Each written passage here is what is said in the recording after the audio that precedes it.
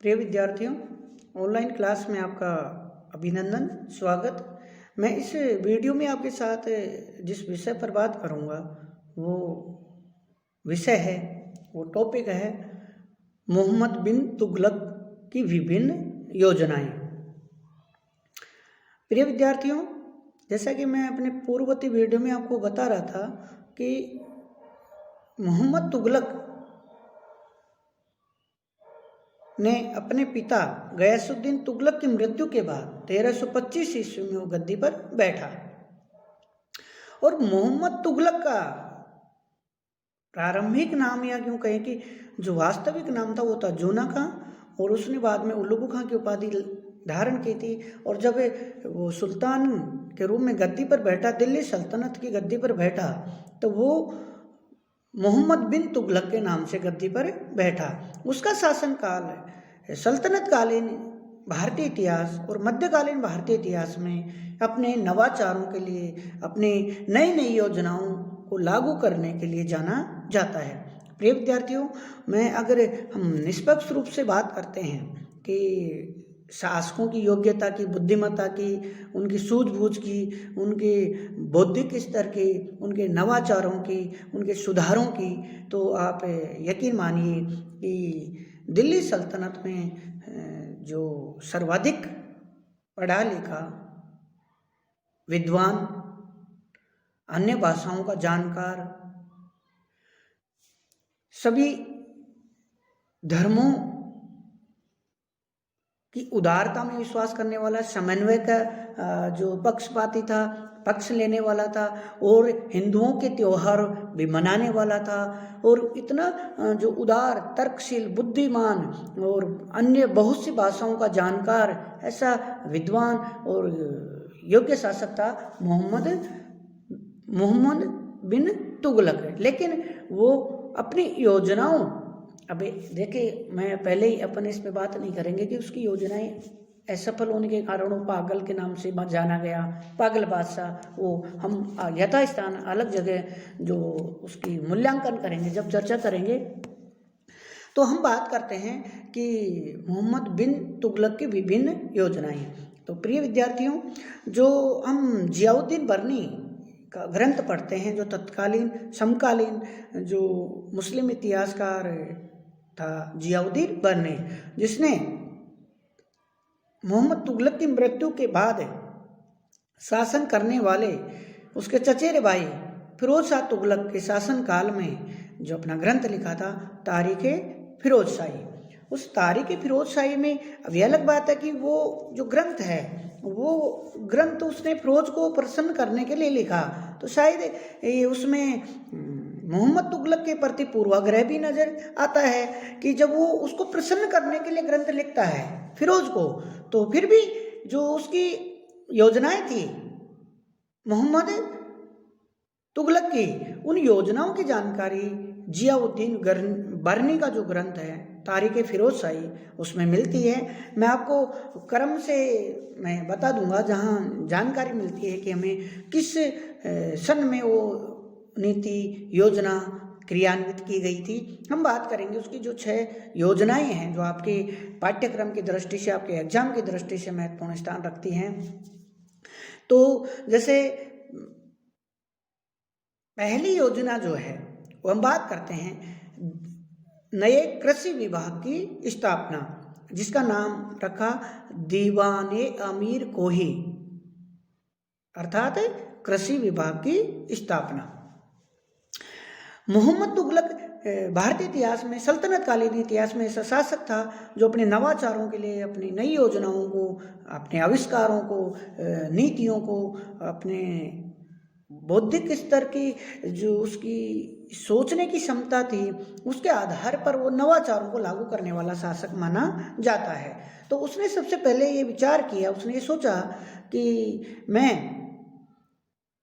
एक नया कृषि विभाग बनाता हूँ, और वहाँ पर जो कृषि योग्य भूमि नहीं है, या है लेकिन जहाँ कृषि नहीं हो रही है, मतलब जहाँ खेती नहीं की जा रही है, उस स्थल को मैं चुनता हूँ, और मैं अपने अधिकारियों को, मंत्रियों को निर्देश दूंगा कि वहाँ पर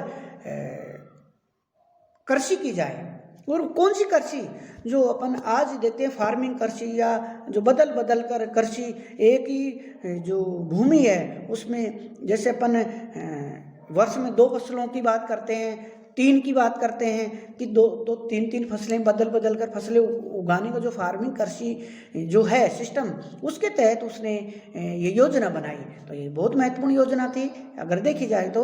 लेकिन अब उसने 4,75,00,000 रुपए जो टंका था, मतलब जो मुद्रा धन की व्यवस्था की इस विभाग के लिए, और उनको ये कहा कि यहाँ पर आप बदल बदल कर कृषि करें। और उस अब जो इस दीवाने अमीर को ही कृषि विभाग ने जो क्षेत्र चुना, उस लंबे चौड़े क्षेत्र पर फसलें उगाई गई। लेकिन अब उसकी ये योजना असफल हुई। इसका कारण क्या था? इसका कारण था कि इसके अधिकारियों ने, इसके जो मंत्री अमीरों ने जो क्षेत्र चुना, जो कृषि के लिए जो क्षेत्र चुना, वो उपजाऊ नहीं था, वो पथरीला या यूँ कहें कि बंजर भूमि थी, जो इतनी आसानी से वहाँ कृषि करना थोड़ा सा इतना आसान नहीं था, पहली बात। दूसरी बात कि सुल्तान के जो अमीर थे, मंत्री थे, उन्होंने जो धन दिया गया था राज्य की तरफ से, वो भ्रष्टाचार की भेंट चढ़ गया। काफ़ी धन को उन्होंने भ्रष्टाचार, आपस में अपने स्वार्थों के लिए भ्रष्टाचार में, घूसखोरी में उनको धन को हड़प लिया। तीसरा कि सुल्तान भी इस पर पर्याप्त नज़र रख नहीं पाया, ध्यान नहीं दे पाया। इस कारण सुल्तान की ये योजना भी असफल हो गई। पहली जो दीवाने अमीर को ही कृषि विभाग की स्थापना थी। दूसरी योजना की बात करते हैं कि मोहम्मद तुगलक ने 1327 ईस्वी में अपनी जो राजधानी थी दिल्ली, सल्तनत की जो राजधानी थी दिल्ली, उसके स्थान पर उसने एक नई राजधानी बनाने का निर्णय लिया।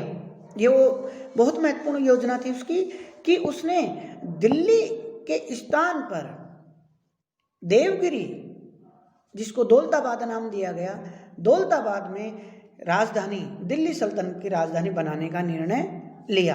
अब इसके कारणों की हम व्याख्या करते हैं, बात करते हैं कि मोहम्मद तुगलक ने दिल्ली के स्थान पर देवगिरी अर्थात दौलताबाद को अपनी राजधानी क्यों बनाया?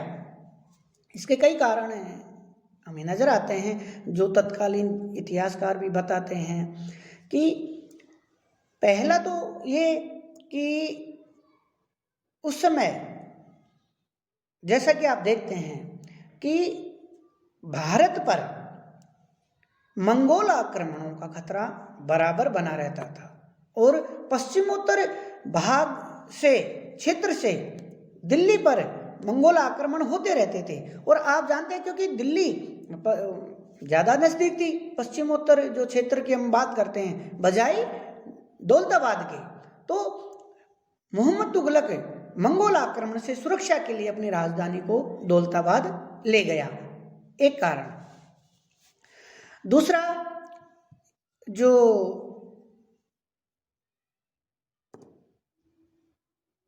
इब्न बतूता कहता है, जो तत्कालीन इतिहासकार है इब्न बतूता, वो ये कहता है कि सुल्तान के खिलाफ जब उसकी योजनाएं असफल होती जा रही थी, उसकी नीतियों के असफलता के कारण जो असंतुष्ट जो प्रजा थी, जो लोग थे, वो सुल्तान को पत्रों में गालियां भर भर के कागजों में गालियां लिखते थे और उनको दिल्ली में जगह जगह डाल दिया करते थे, रात में या नज़रों से बचाकर। और जब वो पत्र सुल्तान मोहम्मद तुगलक के पास पहुंचते थे तो वो अत्यंत नाराज़ था दिल्ली की जनता से कि वो सुल्तान को गालियां लिख के ऐसे पत्र जगह जगह डाल देते हैं। तो इब्न बतूता के अनुसार जो सुल्तान था मोहम्मद तुगलक, वो दिल्ली की प्रजा को इसका बदला लेना चाहता था, इसका दंड देना चाहता था, इसलिए उसने दिल्ली के स्थान पर दौलताबाद को अपनी राजधानी बनाने का निर्णय लिया। दूसरी बात। तीसरी बात, कुछ विद्वान ये कहते हैं कि ये प्रशासनिक आवश्यकता थी। कि दिल्ली उसके साम्राज्य के केंद्र में नहीं थी, बल्कि उसका जो साम्राज्य था, जो सल्तनत थी, उसके मध्य भाग में राजधानी होनी चाहिए थी। इसलिए वो देवगिरी अर्थात दौलताबाद को अपनी राजधानी बनाना चाहता था। बर्नी भी यही कहता है कि मध्य भाग में स्थित होने के कारण दौलताबाद को राजधानी बनाया गया। कुछ विद्वान इतिहासकार ये भी कहते हैं कि सुल्तान मोहम्मद तुगलक अपने नवाचार, अपने आविष्कार, अपने प्रयोग करना चाहता था, इसलिए उसने दिल्ली के स्थान पर दौलताबाद को अपनी राजधानी बनाया। खैर जो भी हो, ये निर्णय लिया गया कि दिल्ली के स्थान पर दौलताबाद को राजधानी बनाया जाएगा, और उसने अपनी दिल्ली की जनता में, प्रजा में ये आदेश पहुंचवा दिया, निर्देश संदेश जो सुल्तान के पहुंचा दिया गया। अब प्रश्न उठता है कि क्या दिल्ली की समस्त प्रजा को दौलताबाद ले जाया गया, या राज्य के जो मंत्री, दरबार, राज परिवार और महत्वपूर्ण अमीरों को ही दिल्ली से दौलताबाद ले जाया गया? कुछ इसको लेकर इतिहासकारों में मतभेद है। जैसा कि जो घटनाएं हमें बाद में दिखाई देती हैं, राजधानी परिवर्तन के बाद दिल्ली वापस लौटने का आदेश देना, सहमति देना, और अत्यधिक जो लोगों का कष्ट हुआ, जन धन हानि हुई, सुल्तान की आलोचना, निंदा हुई, उससे यह साबित होता है कि अधिकांश दिल्ली की जनता को, प्रजा को दौलताबाद ले जाया गया या ले जाने के लिए बाध्य किया गया। या क्यों कहें कि जैसे बर्नी कहता है कि समस्त जनता को दिल्ली से दौलताबाद ले जाने का निर्देश दिया गया, और जो भी मिला उसने, सुल्तान ने दिल्ली की जांच करवाई, और जो भी मिला, एक अंधा मिला, एक लंगड़ा मिला, तो लंगड़े को, अंधे को मार दिया गया और लंगड़े को घसीटकर दौलताबाद ले जाया गया, जहां पर उसकी केवल एक टांग ही पहुंची। इब्न बतूता भी ऐसा ही संकेत करता है कि दिल्ली सुल्तान को रात को देखा, किसी घर में लाइट उजाला नहीं हो रहा था, चिमनी नहीं जल रही थी, तो सुल्तान को बड़ी प्रसन्नता हुई। यानी कहने का तात्पर्य यह है कि जो संकेत मिलते हैं वो यही है कि अधिकांश दिल्ली की जनता को, प्रजा को दिल्ली से दौलताबाद ले जाया गया, ले जाने के लिए बाध्य किया गया, और इसके लिए सुल्तान मोहम्मद तुगलक ने दिल्ली से दौलताबाद के बीच में एक नई सड़क बनाई, उसके चारों तरफ पेड़ लगाए, दोनों तरफ पेड़ लगाए, धर्मशालाएं स्थापित की, सराय स्थापित की, और लोगों के रहने, खाने पीने के लिए पर्याप्त व्यवस्था की।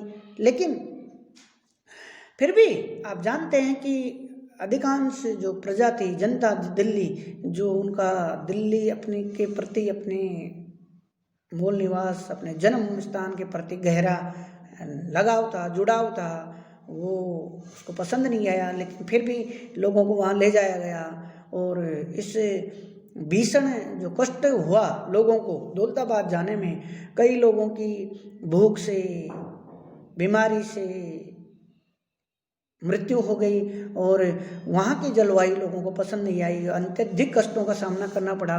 और जब सुल्तान वहाँ जाने के बाद उसको एहसास हुआ, तो उसने लोगों को वापस दिल्ली लौटने की इजाज़त दे दी, आज्ञा दे दी। तो अब ये योजना भी उसकी असफल हो गई, और परिणाम ये हुआ कि वो अपनी प्रजा में, अपनी जनता में अत्यधिक अलोभ्य और निंदा का कारण बन गया, पात्र बन गया। और उसकी योजना भले ही व्यावहारिक दृष्टि से सही थी, लेकिन जनता, जो दिल्ली की जनता थी, उसको नहीं ले जाकर केवल प्रशासनिक जो महकमा था, जो राज दरबार था, उससे जुड़े ये जो गतिविधियां थी, जो पाठ थे, जो सिस्टम था, जो संस्थाएं थी, टकसाल, दरबार, राज परिवार, उसको ही दौलताबाद ले जाया जाना चाहिए था। खैर, मोहम्मद तुगलक की दूसरी योजना थी राजधानी परिवर्तन, वो भी असफल सिद्ध हुई। बाकी की जो और योजनाएं हैं उसकी हम दूसरे वीडियो में चर्चा करेंगे। धन्यवाद।